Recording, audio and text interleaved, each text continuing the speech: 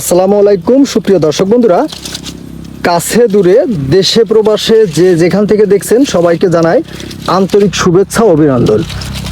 সুপ্রিয় দর্শক বন্ধুরা, যশোর জেলার সদর থানার চুয়ামনকাঠি ইউনিয়নের আব্দুলপুর কৃষি মাঠে আমরা অবস্থান করছি। যে আপনারা দেখতে পাচ্ছেন একজন কৃষক ভাই, উনি কিন্তু তার পটল ক্ষেতে শ্রম দিচ্ছেন।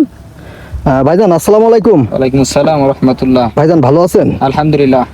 ভাইজান আপনার নামটা যদি একটু বলতেন আমাদের। আমার নাম মোহাম্মদ নুরুল ইসলাম। মোহাম্মদ নুরুল ইসলাম। ভাইজান আমরা একটা ছোট্ট ভিডিও করব, পটল নিয়ে আমরা একটু বিস্তারিত জানাবো। ভাইজান প্রথমে আমি যদি 1 বিঘা পটল চাষ করতে যাই, আমার কেমন বাজেট নিয়ে লাভতে হবে? 1 বিঘা জমি চাষ করলে 50,000 টাকা মতো বাজেট নিয়ে 50,000 টাকা মতো বাজেট নিয়ে লাভতে হবে। ভাইজান তারপরে ধাপে ধাপে কাজগুলো যদি আমাদের একটু বলতেন আর কি। জমি সর্বপ্রথম চাষ করতে হবে। জি জি। চাষ করার পরে আপনার এই পটলের বেড করতে হবে 4.5 হাত করে।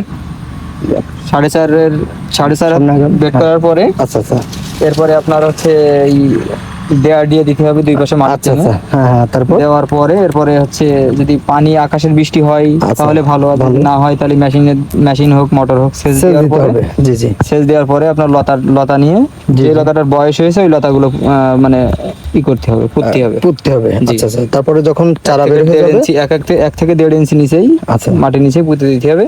জি। তারপরে যদি শীতের সময় হয় গাছটা একটু দেরি হয়ে বের হয়, আর যদি গরমের সময় হয় তাহলে খুব দ্রুতই বের হয়ে যায়। জি জি।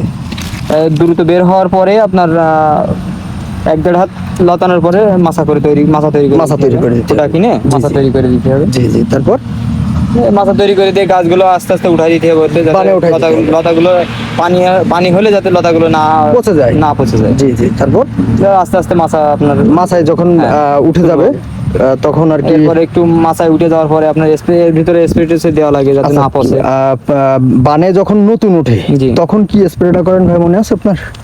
সাধারণত যদি শীতে মানে ইসের সময় হয়, শীতের সময় বা গরমের সময় হয়, যদি বৃষ্টি না হয় তাহলে অ্যান্টাকল পাউডার।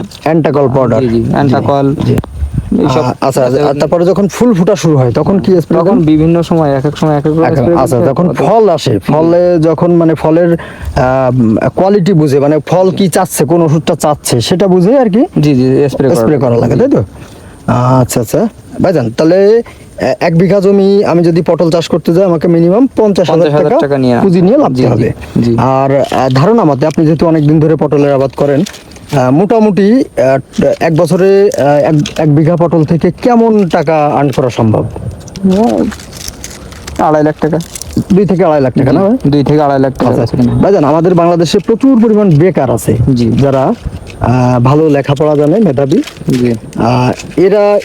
এদের যদি এরা চায় যে আমার নিজের বেকারত্ব আমি নিজে দূর করবো, আসলে পারে কিনা? জি পারে, যদি ইচ্ছা শক্তি থাকে। জি জি অবশ্যই পারবে না ভাই? জি। সুপ্রিয় দর্শক বন্ধুরা, ছোট্ট একটি প্রতিবেদনে আপনাদেরকে তুলে ধরলাম 1 বিঘা জমিতে পটল চাষ। ভাই কি সার প্রয়োগ করেন এতে? এখন গাছ হয়ে গেছে টিএসপি, পটাশ, ইউরিয়া ছাড়া ব্যবহার করা। আচ্ছা, টিএসপি, পটাশ, ইউরিয়া। সুপ্রিয় দর্শক বন্ধুরা শুনলেন, এই ধরনের ভিডিও পেতে আমাদের চ্যানেলটি অবশ্যই সাবস্ক্রাইব করবেন। ধন্যবাদ।